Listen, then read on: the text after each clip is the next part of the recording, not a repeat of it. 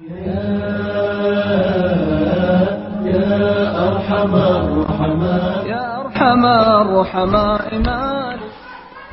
أعوذ بالله من الشيطان الرجيم. بسم الله الرحمن الرحيم. الحمد لله رب العالمين،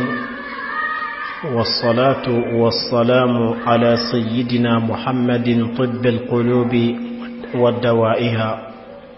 وعافية العبدان وشفائها ونور الأبصار وضيائها وعلى آله وصحبه وسلم تسليما كثيرا آمين. رجو مجرى لمنك لو أمبو بلا جلنفو دانتي فولمنا توبا كونويا أني توبا كوكا مالي كونويا أني مالي كوكا أمبي بيفو دانتي فولمنا أمبي دوغتغو فو أمبي المامو فو أمبي كالاندين كالاناو فو أمبي شريفو فو كوماندان ميرو ديبتيو digakane mo jeunesse monso kontigo doctoro ambe beela jelenfo mo be kallame tuba kono ya ani tuba koka ambawna fawla ambaw beela jelenfo no temena ka boyeno ni awka sigidoye biswina araba sudo aywa sa kalo tanflana atle mwa ani duru 2018 ambe befo dante folimina awdena uka kalandende do Ahmad Tambasila Tuba Majura walanda mimina di fiqhu walanda dido ambe foli ke katara walanda mbi boli katara city sanfelala kata arajo Majura City Tuba Mesiriba City Agence Majura City ani walanda mbi boli kata city sanfe jamana kono ani jamana koka ambe bela jilenfo dante folimina bi walanda be munka saliji koni ya fion sali koni ya fion odongo ankumana sali farda asuna a mustahabu anya bela jilenfo bi amena kuma sali koni ya fion deka sali baga bara minumbeno ni yake nabsika dobo ika sali barajila ubafo di mako sali koni ya fion ala kambe sobama ala kanyeka di ama amena wala ndaindi almami malika mazhabi deka almami maliki ala kiraka hadisa ufam ya chiko mina anyafo sinchama kode koro mazhabi bi amina kuma nyafo chiko mina sali koni ya fion makiruhatu salati 27 makiruhan sali koni ya fion almam maliki kama mazhabina ay ala kiraka hadisa ufam ya chiko mina ale ya bela jilinke muga ani wolon fly sali koni ya fion muga ani wolon fly aywa do bala oluka makruhneya wala di dobe ola kuma flabe adola kuma sababe adola abe do jeti ko makruhuye ibasoro fando abobo makruhneya la ibasoro o makruhi do fana be ka baraka ke sunnay walma do be ka baraka ke wajibi o kuma no fasugu nana amba laji ambo gusembo makruhula ambo ke wajibi walma anga ke sunnay ankum mwani wolon vlandido bis afolo ata'awuz wal basmalatu qabla al-fatihati was-surati fil fard ako afolo makruh folo odi a'udhu billahi foli toliye ni bisalla ibina kalanda min ika a'udhu billahi foto yeno ani ika bismillah foto yeno kako fatiya nye farda la kono o kuma na ko ni biseli ika fo doron alhamdulillahi rabbil alamin ka damine ola bon wala di badi benna parce que ni modo ni me ka yi anga sali ke chokola ameka bismillah fo ala atikila mo apsaka kamana gwa mais wala li bi ala na wala doron bela jele ma famya maliki ka mazhabila kuma flas sabade be nina bismillah folila al-fatiha no fe salla kuma sabade bala me kuma nunu na mashhuri munye kuma min banganendo ode ka bismillah toyeno me flawere min bala oye tumado maliki ba fo ka bidaka tumado uba fo ko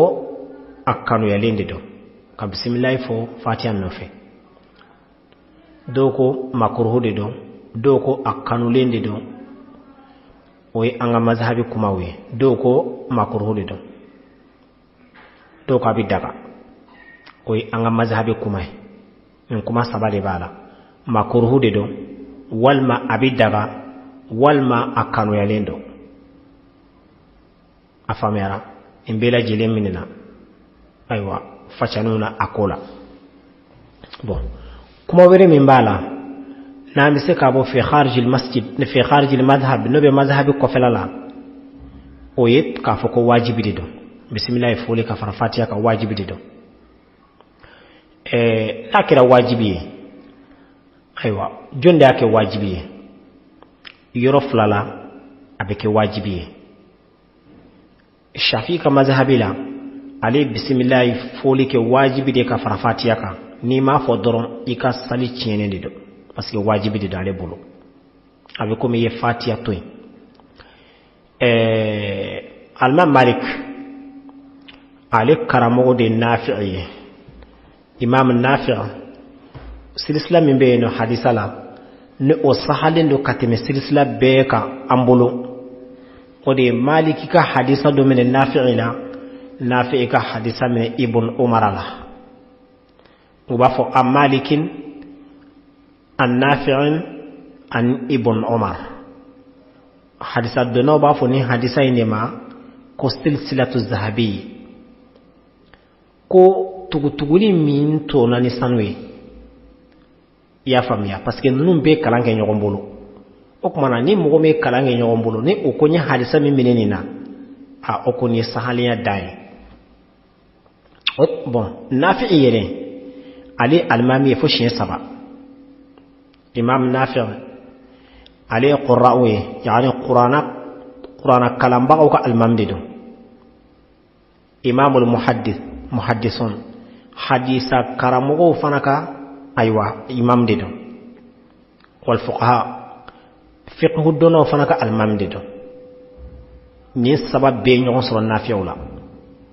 ali bi fiqhu don abe hadisa don abe qur'ana don abe almami do fana almami maliki ale karamogo de nafi'i amfle ka fo nafi'i mi abe ni doni saba en bedo maliki karamogo de imam nafi'i amfle maliki mi ngata siraka maliki karamogo de nafi'i dondora maliki delaka imam nafi'i nyinga ako nafi'i yali bismillahir rahmanir rahim fatiha dodo wal ma dote imam nafi'i ko maliki ma ko fatiha bismillah ya doy maliki ma femfo aidadi parce que aya karamo de nyinga bon fiqhutugu ko nyogon fonko nyonya bismillah foli ana fo baliala sisan ya fo sisan ni be makala fiqhu do law bolo bela jilen katika qur'ana karamo no fe parce que ni ye qur'ana ko de qur'ana karamogo kolu de ba don bismillah ko ani al-fatiha ko qur'ana karamogo de ba nyedon parce que hadisatu kuma beala o kuma bela jelen kata iga qur'ana karamogo no fe qur'ana karansara min bi bolo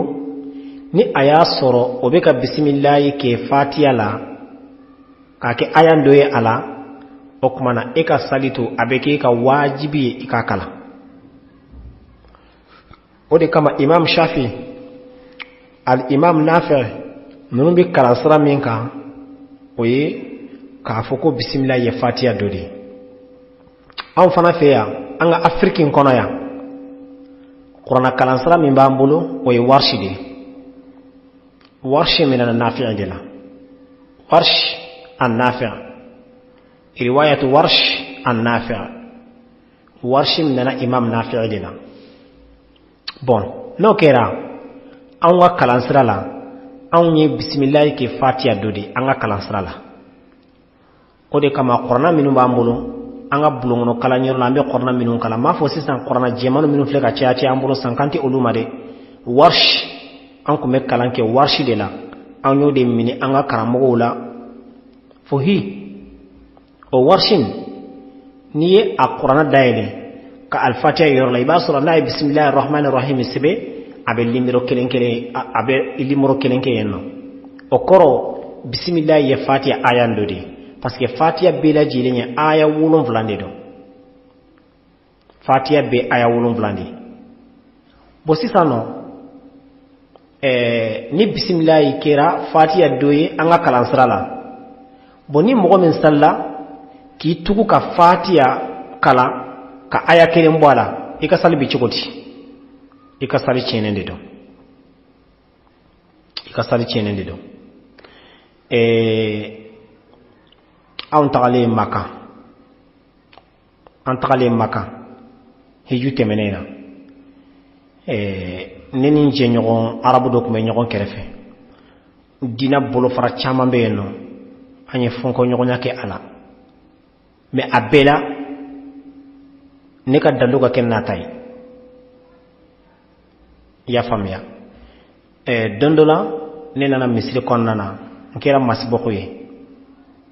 ne ni ale fila bɛɛ. bon an wulila an bɛ k'an ka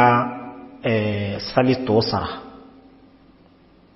komi an ka fiqhu la sali tɔ sarali o kɛcogo dɔnnen don. ni i bɛ alimami ka kalan sara baara i b'o kɛ n'a fɔ i yɛrɛ kelen bɛ sali la. n'an sera walanda ma don min na n bɛna walawala kosɛbɛ. o kɔnɔna na ne wulila dɔrɔn ne ko bisimilahi rahmani rahim ka fatiha daminɛ a sigira ka ne kɔnɔ parce que a yɛrɛ bolo ne y'ale bin yɔrɔ caman na mais zena kɔni a fana bɛna jɔn kan.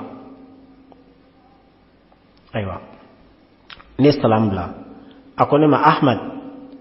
ayiwa i kɔni b'a dɔn ko a ka mazhabi la komi i yɛrɛ ko mazhabi ko de parce que ale tɛ mazhabi ko la komi i yɛrɛ ko a ka mazhabu de a ka mazhabi kɔni i b'a dɔn ko a kuma mashhur ye bisimilahi toli de makruh. ne ko naam n ko ye mashhur de n ko mais n ko kuma wɛrɛ bɛ yen nɔ. ayi a ko ale kan t'o ma mashhur kɔni ye nin de n ko awɔ n ko mashhur ye nin de. n ko bon n fana b'i ɲininka o kalanbaga joli tun bɛ Madina yan nɔ kuranɛ karamɔgɔw la? a y'i kunkolo jan a ko Nafi tun bɛ yan nɔ. n ko wala dan Nafi ma. n ko bon Nafi n bɛna kuma dɔ f'i ye i ka da la walima i kana da la.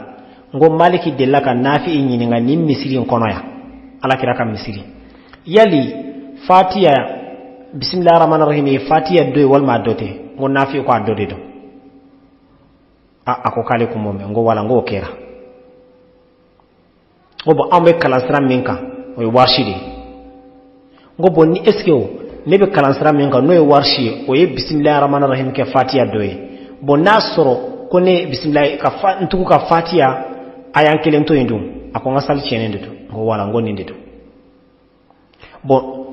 e y'a fɔ ko n ka sali tiɲɛnen don sisan. bon ni nin ye makruh baara dun n ka sali tɛ tiɲɛ o kɔni kama. a ko awɔ wala n ko o de don. o tuma ni makruh nana k'a fɔ nin ye makruh ye n'a fɔra ko wajibi dɔ fan dɔ fɛ i bɛ wajibi n'iya fan ta. n'i ye wajibi fan ta a ka ca la i bɛ bɛn sawaba ma parce que makruh n'i y'a kɛ i m'a kɛ i ka sali kɔni tɛ tiɲɛ a kama. nka n'a fɔra ko wajibi dɔ n'i m'a kɛ dɔrɔn a bɛ ka sali tiɲɛ. comme ne y'a fɔ cogo min na sisan ni bisimilahi kɛra fatiha dɔ ye comme o de b'an ka kalansira la. an ka kalansira Afiriki yan nɔ warshi min tun b'an bolo o kalansira la bisimilahi ye fatiha dɔ de ye. boni dungi tugu salla ka fatiha ayan kelen to yeno ika sali chenendo bongo ode kama aywa ambe bismillahir rahmanir rahim fo bon ode makruhu foloye kuma ya fo chikomana o kuma an won ba fo mais an bolo wajibi de do faka fo ako mazhabi kuma sahalina wal kuma mashhurula wajaza fi nafli odi ka foko bismillah foli bidaga nafla konna wa du'a wa yaflanai makruhu de duawe ba'da takbiratil ihrami haram kamari kofe ni jora salla sano eko Allahu akbar katla ka duaw do kala o yorola kibarin kofe kasoro ima kalan tugu ala wa qabla alqira'ati alfatiha ka ko fatiha kalani wa sura ni sura wa fi asna'i alqira'ati wal makalani re konnana iko Allahu akbar yoro mena do iba continue de ibe fatiha fo ka sura ndaka aywa kana fi be duaw ke ola wal makafi be duaw ke kibaru blalen kofe wal makibaru fatiha konnana wal masuran konnana o yemma kurhudi wad du'a fi ruku'i anika du'a ke kumbere mineni konnana ibe salla i kumbere mine subhanallahi fodi forayeno e ka foki bi du'a ke o yorola o fana yemma kurhudi sali kon ya fendo de do wa qabila tashahhud al-awwal wal ma iyetentu ko flanan ke arakan flana isigira ikanga tahiyya kala sali arakan flanana iye tentru ko flake tentru ko flako felala aywa ibina eka ibina sigiro mena katahiyya kala eka fo kibi duawu ke oyorola o fana koni yalendo tahiyya folo anta ya flanana wa ba'da tashahhud al-awwali ani tahiyya folo kofe amma ba'da tashahhud al-akhir tahiyya flanan kofe fahuwa mandubun kama taqaddama okoni ka duawke ola o kanulendo kosobe koma nyafo choko mena kateme ntado ni yoro infamiara ni akam flasili iflesi ka tayakala yaninga ko tayakala ne ka duawke anko koni yalendo wal matayakala ne kofe anko fana koni yalendo tayya folola walma tayya flana o fana o kala yano ka kala ka duaw ke o fana kon yalendo me o kala nen ko fe tahiyya fulana ibina salamu bla yoromna ka duaw ke tahiyya kala nen ko fe yani ka salamu bla anko de o kanulendo kosobe barajibe ola wa adwa bi jabi komi anyo fo choko mena kateme annanina wa du'a ba'da salami al-imami al-mamka salamu kofe eka sigi kafu kibi duawu kala fana koni yalindo ni almami salamu bla doro ifana bafo salamu alaikum ya famia parce que eka almami labatu ko wajibi de eka halli aya soro ki yele beka tahiyya min kala na ma dafa ibi salam bla foni ya do atoma nchamse ka dafa aywa ka soro jamato ma bla annan aduruna walijaharu bidduai fi sujudi wa fi ghayrihi ni be sella akanulendo ni bi tenturula ika duawu ke tenturu konnana o kanulendo kosobe wa anyini nembe saliba befe ni be sujudu kono konnana fe nyuman dode do ika tenturu konnana ika duawu ke akome jumen kon yalendo ala akon yalendo o duawina iko bange ibe duawu min ke tenturu konnana wal masali fanwere me nafura ko duawu kanu yalendo ala e ka fo kibo duawu kala ko bange o e makuruhu ye o e sali koni ya fendo e aworona wal jahar ka bangeli ke bi tashahhudi ni tahiyya ni be ka tahiyya kala abeke dogode la e ka ta tahiyya fo keneka aywa o koni yalendo awolon blana wasujudu ala shay'in مما لبوس المصلي أو على كور عمامته الكاهن على جبهته أكو تنتر كونيالندو فنزي سالباكا فنزي فن سانفي ni be salla ibina fe min fenze ka seli asanfe ko ki tenturu o yere sanfe o ye makruhu ye nga o koni bi be de bo kede o be misiri be kono bi hadni tara alkaba ala kira ka misiri kono fenze fe ba kon nana bon ni nyoro indila ibe makruhu place don aywa aw ala kawri imamatihi wal maika jalamugu melekeka jalamugu minna be tenna ka tenturu ke o sanfi o fanay makruhu ye wala i'adata alayhi in kana kawru li imamati khafifa ako seginin konteke aka ne aya soro ko jalamugu meleke ka fege komi inafo amelekelen do ikungolo la shenkelen pewde kabla ako watabitulu salatuhu salibaka salibi chiye iza kana kawru al-imamati ala ghairi jabhatin ako salibaka salibi chiye ni ay tenturulike jalamuguka ka soro ati atenka ya famia wayamna'u al-jabha min al-tisaqi bil ardi kubi balilike tena nabi balilike tena akan noro dugma kolo erela no kera koni kama yukirahu sujudi ala thawbi ghairi malibusin lahu ako filimi nasir lente ila katentur ke ofana koni yalendo ani finimi nasir lente ila ikatentur ke ofana koni yalendo wa ala bisatin wal fenzefendo sanfe au mindilin wal ma serveti do sanfe au hasirin wal ma debendo sanfe naimin no nemalendo ibake femin sanfe afen nemalendo akan nugu akoloka giri aywa ninko ne kabako ebi ambe misir do konnay matlambula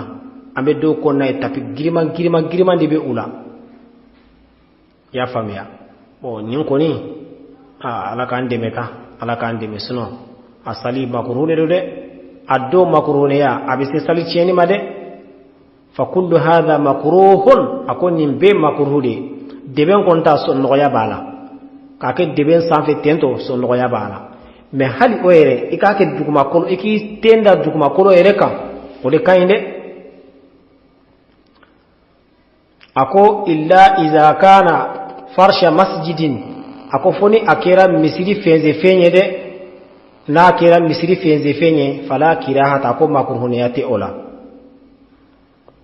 nga mana ke chogo hal na akera misiri tapi girma banunu wal matapunu gulen banunu aywa para balade ashegina wala qira'atu fi ruku'i ka kalanke ka qur'ana kala kumbere mine konnana awi sujudi wal matentu konnana ni fanay makruhi إلا إذا قصد بالقراءة في السجود الدعاء فلا كراهة كأن يقول ربنا لا تزغ قلوبنا بعد إذ هديتنا أو ربنا آتنا في الدنيا حسنة أكون مكروه ديغا قرآن كلا كمبر منيننا والمتين ترللا أكون كا نيكا لانيني يدي إيكا تنترو كوننا يبي دعوكي ni qur'anai misali la saliba bi salla akafu rabbana la tuzigh qulubana ba'da idh hadaytana wal ma kafu rabbana atina fid dunya hasanatan wa fil akhirati hasanatan wa qina adhaban nar nu ni qur'ana di nga iba soro saliba ka keren na yani saliba ka hakillala abika ninke duawde kama ay makruhuniya tola basi tola ere fana akonontona wa du'a al makhsus بحيث لا يدعو بغيره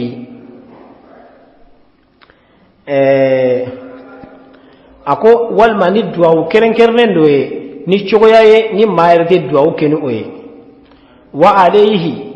abe ika an yad'u taratan bil maghfirati tumado ika yafa deli ke ala bolo wa taratan bi si'ati rizqi ika duwawu ika war garjege ko nyini ala bolo wataratan bi salahi nafs tumado iki inni aywa nkene yali iko nyenyini okumana ka duawu ka bobo nyogon koro ko de kan ko me ko ka ke duawu keren iti foi foni ote ete foi ga duawula ni o duawin kelen pewte ko koni yalendo atana wal iltifat kofle fi salati salla ibi salla ibi kerewlaje ibi kofla laje ona nyogono bila hajatin muhimmati tad'u ila iltifat mako foite no ko e hamiye ki ikangi ikofle okama ya famia o atanai kuma kofle salila ka soro mako foite no mimba ato ibse ki kofle makruhudi do wal makrefle no wa tashbikul asabi' wal makabulun do nyogona wa farqatuha anika bulungunu qobo ki bulungunu kolobo ku sama ka bonyona ka mankambo ni mfanaye makruhudi aywa wal iqa'uhu aniki yongo wa tan flana ki yongo ni ma yongo iqa'u kordo wa huwa an yarji'a fi julusihi ala suduri qadamayhi ikasigi ise nungun sanfe ya famia ki sondondo ki jukunan sigi oka o fanay makruhudi wa takunu aliyatani ala aqibaihi okmana ise ndondo sanfe i jukuna mu sigilembe o sanfe okmana o e makruhudi akena fo wulubi sonzoro la salla ay ne makruhudi ibisigi ikalala o de kan wa taqassuru ani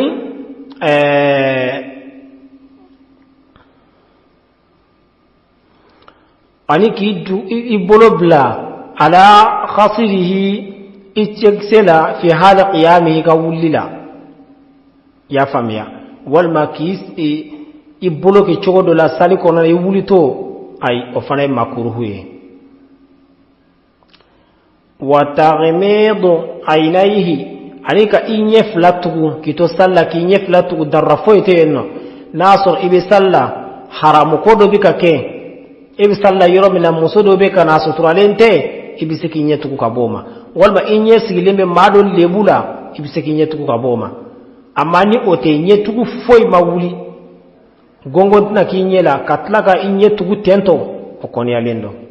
illa li khawfin uqi basarihi ala ma yashghulu an salatihi na'am ko fona soro kisirana ika fuleli bina taka chufendo ka obini isugula ka boy ka salima atanduruna warafuhu rijlan anil ardi wa itimaduhu ala al-ukhra lidarurati na'am ako ode ki sen korota ka boduguma koloma ki sinzi kelenka ya famia darado kama atanworona wa wadi'u al-qadami ala al-ukhra ki sendo bla doka ki sendo bla do sanfe ki sentege ko do bla do sanfe ijolila wa iqralu al-qadamayn fi jami'i salatihi anika isen fana tugunyogona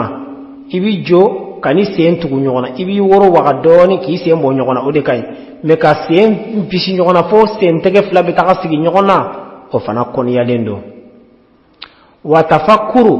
fi umuri dunyawi aniki to salla ki miri jinkola ninde ke baka can kosobe hukmana ma ni bi salla sali ni be feka baraji basoro ika salla ni wala na kerenkerne abi akhdari yere konna abafo li salati nurun azim ako sali baka ni be salla iki dusukundi alama o wakatla e manafo Allahu akbaru kaba e hakili bita sugula e ka miri bita yala sugula abita saninke sugula abita yala bolon konnawla abi yala mo ka du konnawla abi yala ire ka kola sali baka abi ka sali baraji becien ni be salila e hakili di alama inindi alama o wakatla inyine ka problème nun ko hamina ko minum bilare abebla o wakatla ke nyesi alama kana foye o wakatla fo ala ikanga miri jumena domi saya meleke bena jiginka afara ko karasa fatura kunu o janaza kera sogoma ina 10h aywa dondo absaka kenyere de ya famia nana ne kan insali ne bse kan kisi o de bse ka gele an noya u domina u ben shuko u ben yelema nin sali ne ba noya nye domina u benan shu doni kata gum blan kaburu kono ka birki sigindala ni ne ba noya munkiru nankiru na wakati ni ne ba noya ya famia ikamiru nunundela isa do mun be ke neni ala bina nyogon kombe abeke chokoti ya famia ani ala yere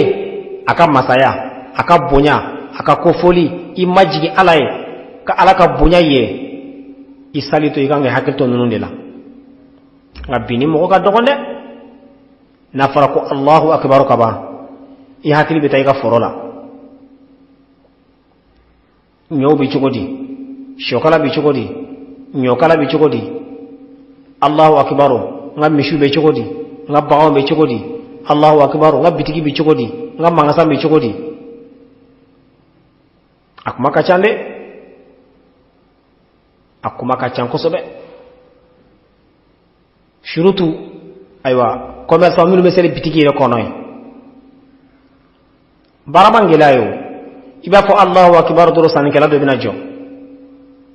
okmana ebi takisa nga salinke doro katla ibetla tumado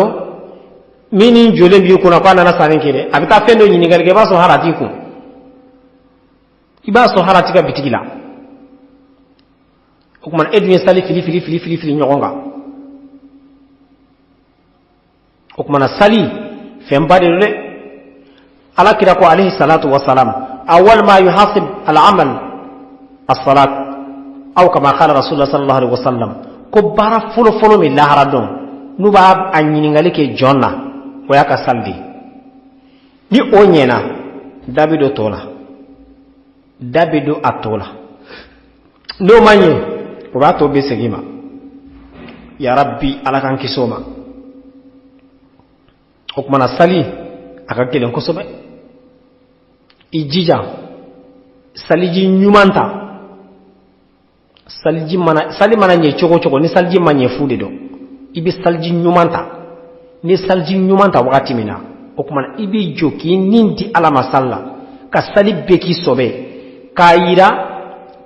ntume fembe na be klonge fonfle ka minda meneni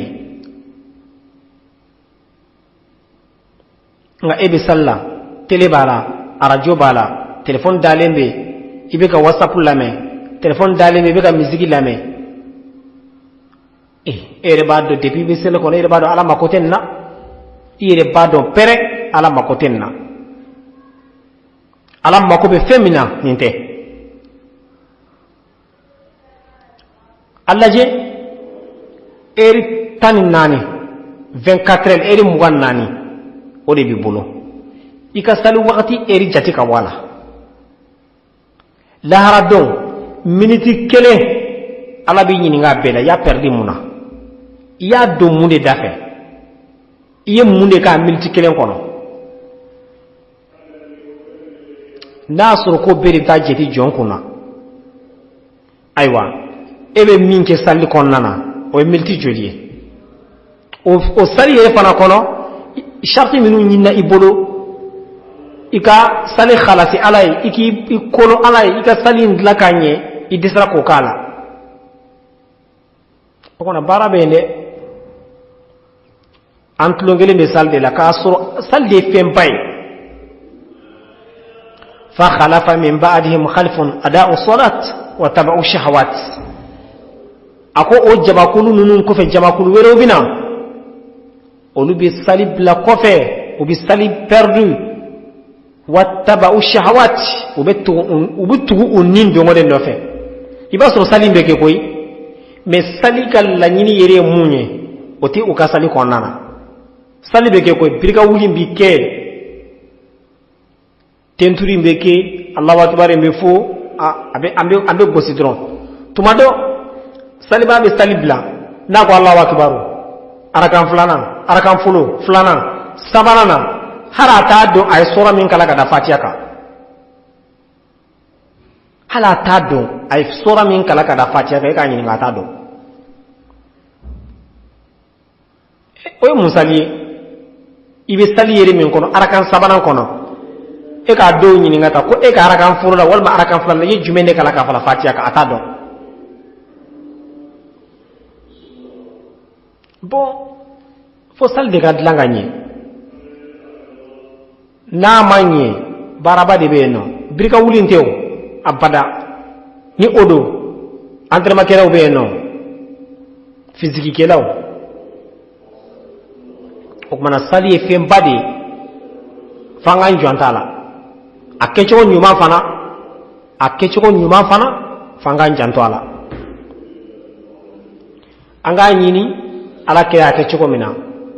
chedo na alayhi salatu wassalam ala kira kato misiri konnana chenda na sali ay sali ki akabi kura ala kira konnaya amanye segaka ayake tukuni ala kira ko ayi amanye segaka fushi saba chego kuma na ala kira nete nyuma wera donga temeninga ladege o bayi la salte fem fitiniye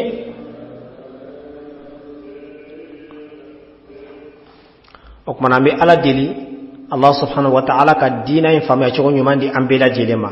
o kuma na sali baka anyini ndo ibolo bi khushu'i bi dawami khushu' ika ala nyasrana de dume ika sali konnana ikana miri je kola ado be uti sali chien nga ika sali barajini fube ka kande ya famia ne sella e sella uye eka sali kofe uye wake meji ema ne ka sali kofi uye drome tandi nema ne perdula ambe arakan nandi sali nga eta kofi etlala uye wake meji ema walmo uye million tandi ema ne tlala uye drome tandi nema ne perdula okumana sali bitende anga baraju de be nyokoye ambela jilembi ka sali almami kelen kofe iba so dobe jamaina almami yere kofe de o yere ka sali baraji ka bungati me almami yere taka o ti soro ni foye fo alanya saranya ba ka salla ka soro ambe arakan nan ni sali iba so atigira mo hala ti safa folo yere la koy ate almami kofe ate safa folo yere la o almami yere te be iba soro embe ka safa ina iga safa in baraji ba soro me ka sali ni ka sapa folo bela jilem baraji mana fara nyogon ka kiba so atila mo ka baraji ka boytai o be so move idu sukundi alama ka salla ibi kumbere mene wakati mina bo akalama kon kumbere mene nendo alai ni bi tentru wakati mina inni ka bo akalama tentru lemfle ala de ye i jole ne be ka qorna kala wakati mina ablay kono ni wakati na mfle ka ala ko fode ke ibe Allahu akbar min fo o wakat la ajira ni alaka bonya photo de mbulu subhanallah fo mbeke kumbere ko nana ablan kono mbeka alastan yadi ka bo fembe ma nu ba ala ma ngutunoy jugumana o kuma na sali beke tandi ala jonga sali ya famia o beke tandi kiga jo ina fo i jolen fle ki nyese alama ala kira sigilendo abeka isorna li donke jahannama fle innuman fe aljine fle kenni fe nga kaburu shene fle nkoro ala jombe ni article nuni fe nunu benati muna ya sa shetane kanika sali barajiba dono nakata imam Abu Hanifa tama konga fendo tunna nyanyi ni kadisa mai akwa mata arakan flasali ka salti te karakan flasali bai ci hakilla na yo ke amina duwa de ke ka ake kwa ai akwa Allahu akbar ai kalanda me dro akil jina ka fem bla yorola ana nakatra imamma ko boko ngaba kora ako nyesal da me dro hakili ya yoroi ako ne baddo shetani tana itoy abada iga salin dafa kaso ama fendo bla yitu sukuna o kuma ni shetane ko aba nyire nga blaka na wati ba fili ika alata o kuma ni dumena oka ika sali baraji iba soro inyeda be noro ni sali bi ijogo yelema odila wa o sali fasugu de kofe mana duwa ke abjabi ala kambi sabama makruhu tayo konontonna wa hamlu shay'in ode ka fendo ta fi kummihi ika bloki bolo konnana ni bela jilen kunya jume yasa ya hakila to ga salife parce que ni fendo bi ka bloki kunna aw famihi wal ma fendo bi da konnana idza lam yamna'ahu makharij huruf akonga shart ni ayaso o fembi da konnana ati dabbalika harafu bokanye wa in mana'ahu nasru ko abi balika harafu bokanye batalat as-salatu ga salibe tiende awili abas makruhuye amwana ode ka tulongeke billahi yati ni bomboshi ebe salla ibe ka tulongeke ni bomboshi ni bela jelen ko ya jumenye saliba hakili ka to aka salla ibomboshi kana tulongeke nay ibolongonun kana tulongeke nay do ya yira hali te itato kumbire minena ifliga dulogi faranga nyogonyali mingi ko makruhu de walma femwere no bi bulo aywa ibega tulonge kene oye ni bela jelembe aywa dobu maka sali barajila wa hamduhu li atsh ani aywa aka alhamdulillah fo tiso bagay ya famia etisora ebe sele ko alhamdulillah rabbil alamin ate sali chere men makruhu de don aw bi isharatin bushira biha wa huwa yusalli wal makaqura likeni fendwe kito sali konnana o fanay makruhu amugal fulana wal isharatu bi ra'si aw li yaddi li raddin alaman shammatahu wa huwa yusalli ka kore likeni kumuloy wal mani buloy anika seginige maka mami yidalatike anko ikana fa alhamdulillah rabbil alamin kito salla ala yake e yafo ikile ngafo kaba doko yarhamkallah otigide salla wal mo be salla e katla ka afo mako yaghfirullahu lana wa lakum ni fane makruhudi idhar takaba al musalli al makruha ni aywa ni saliba no yenna makruhuka wa hamida li'ab utasihi ay alhamdulillah foki nakati suyi amma raddu bil kalami famutilun oy anya fo chogomina oy alhamdulillah foni yarhamkallah fo nundi amma na ya segini kumaye o kuma na kasali chene do de wa amma raddu salami bil ishara ala musallimin alayhi famabtulun ni mogo mi kore ali ke ni salamu alaikum blado ye na ay salamu ke ika ko e sari chien fando ye masalan ebe salla sadoko salamu alaikum e yikuno komi wal ma yibolo ke ta choko do la ka irala wa alaikum salam ko be maka sali chien amwani sabana wa haqqu li jasadi li ghayri darurati ni be salla ka to ki farishien darra foite ne ko ni yo yebi farshien na salla makruhu di do fa in kana li daruratin jaza ngana kira darado kama ya famia okumana basite ala misali yala ifaribi bana de bida ngenye bana de bida onanyo onaw wal madarradu liyato yake basite ola hadha kulluhu idha qalla al haqq akoga nimbela jilenye ni shieni farshien na dana hakela odede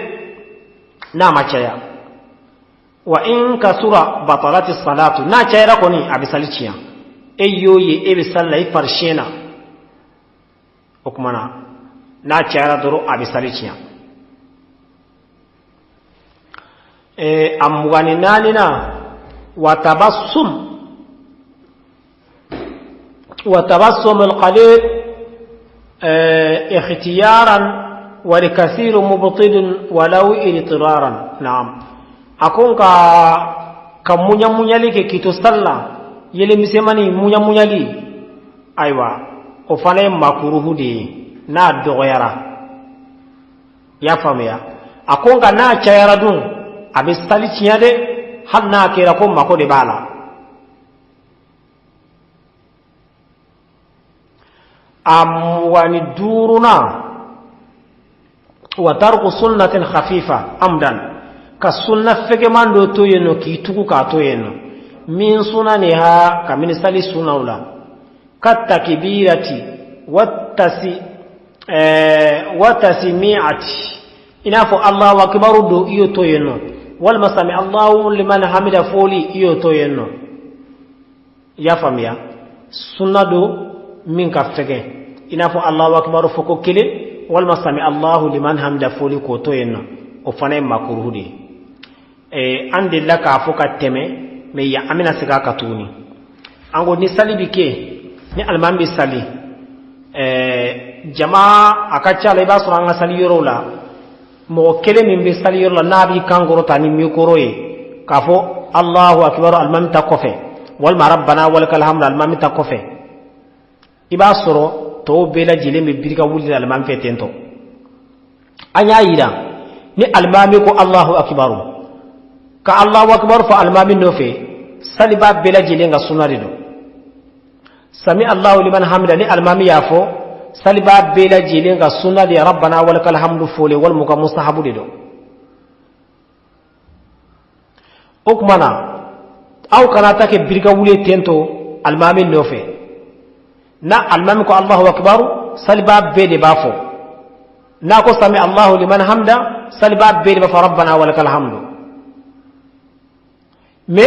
mo kel ne bi kangor tana ya sa ko fe mo goname o fanate bashi nga ni aw mafo aw to bela jele ya take birka wuli almami no fe tento aywa ale kele ni bi ka fo ka kangor ta a kele ne ba ta baraji soro de atoti foy soro ko baraji la aka sale ko ka aka sale macien mais sali kanga baraji defali min soro na Allahu akbar fo chamay nas rabbana walakal hamdu foy itno baraji soro de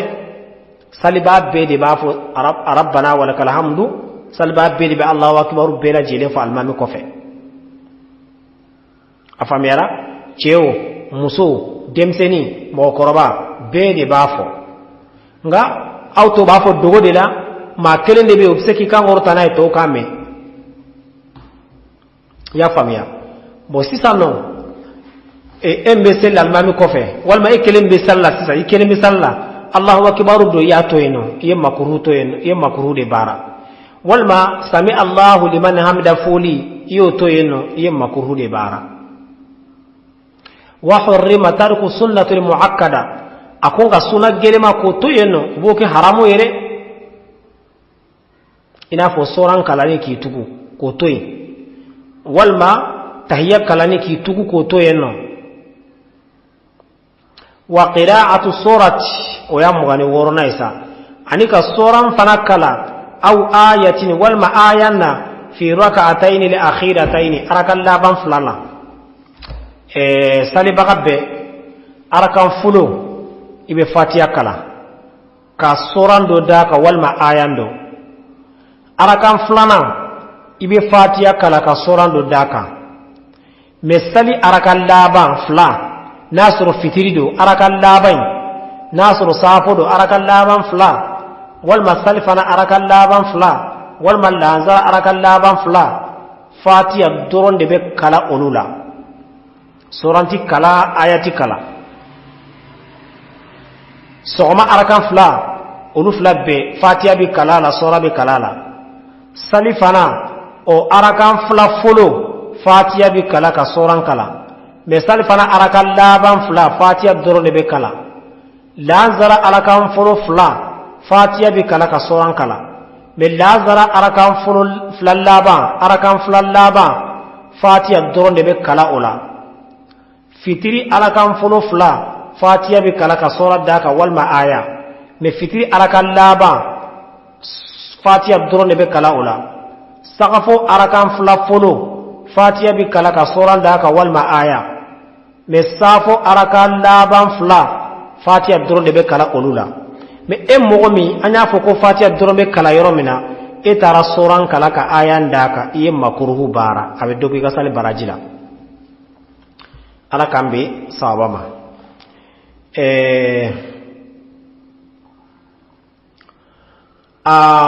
amwani wolon vlana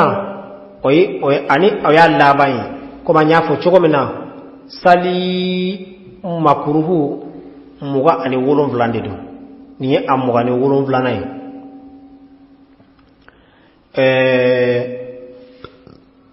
wa tasfiqu bis salati amma makruhu do laba ode ka tegere fo salila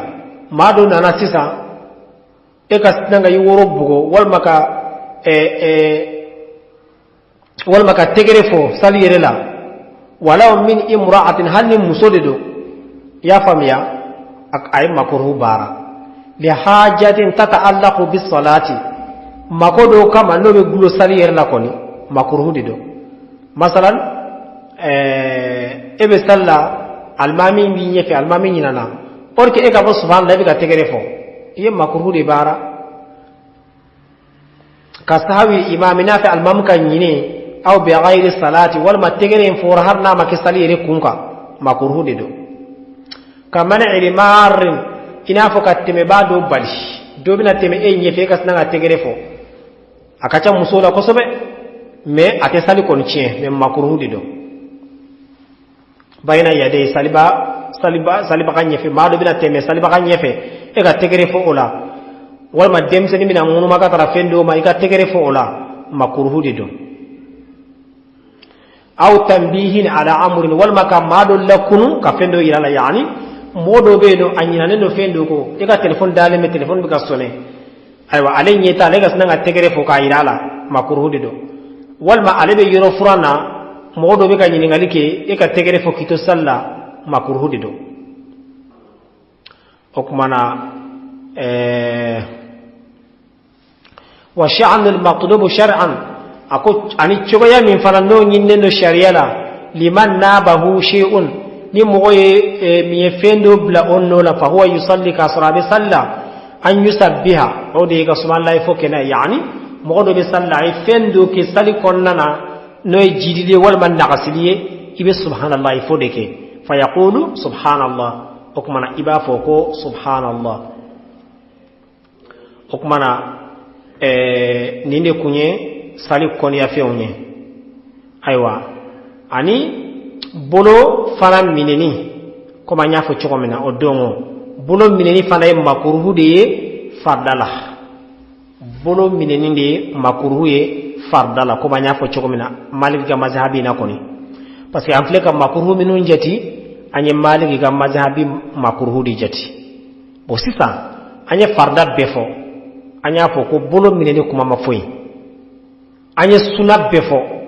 bolo minene kuma mafoyi no mustahabu befora bolo minene kuma mafoyi no sali makruhu afleka foyende ya famia sali makruhu afleka foyende okmana maliki ga mazhabi kuma bangele mimbara ni flatti ala ko e bolo minene makruhu de fardala bolo blali o de sunay afamera okmana ala kambe sabama ni ala ya latike ka suwere yirana araba sunnata ni ala yo yira anna okmana amena kuma sali chien fionka femenu be sali chien amfleka ni min fone o e makruhu de ni sali chien ngabe se ka dogo ka sali barajila afando be no be sali chien ngani ala ya latike minun tanendo ka fu bisali riche pew amena kuma oluka araba sunnatai okmana me haketo nyini ke awbe bulo aywa erisera wala nafana bana amba fu rabbana atina fid dunya hasanatan wa fil akhirati hasanatan wa qina adhaban nar ربنا لا تزغ قلوبنا بعد إذ هديتنا وهب لنا من لدنك رحمة إنك أنت الوهاب اللهم صل على سيدنا محمد الفاتح لما أغلق والخاتم لما سبق ناصر الحق بالحق والهادي إلى صراطك المستقيم وعلى آله حق قدره ومقداره العظيم إن الله وملائكته يصلون على النبي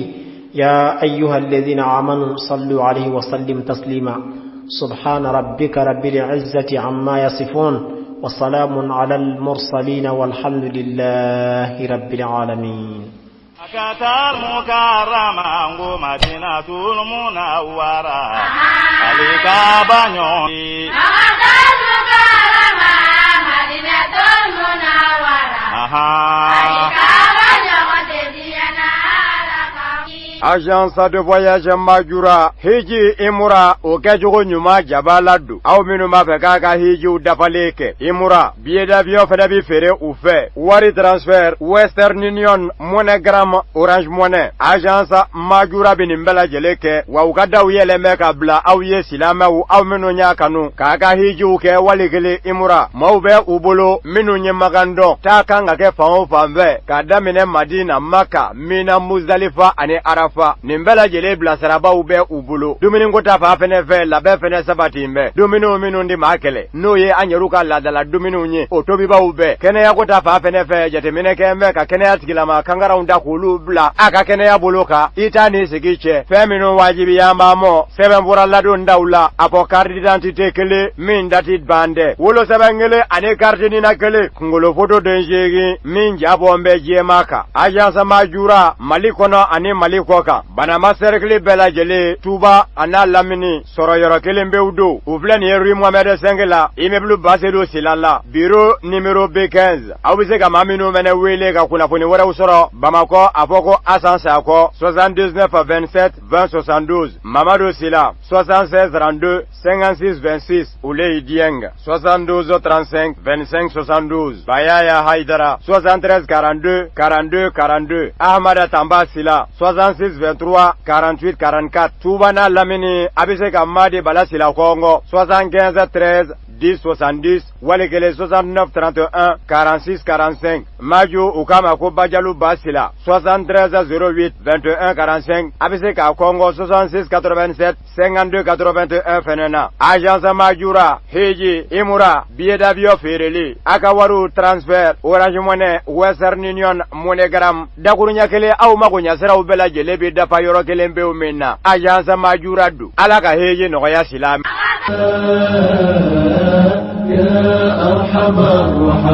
يا أرحم الرحماء ما لي حيلة إلا الرجوع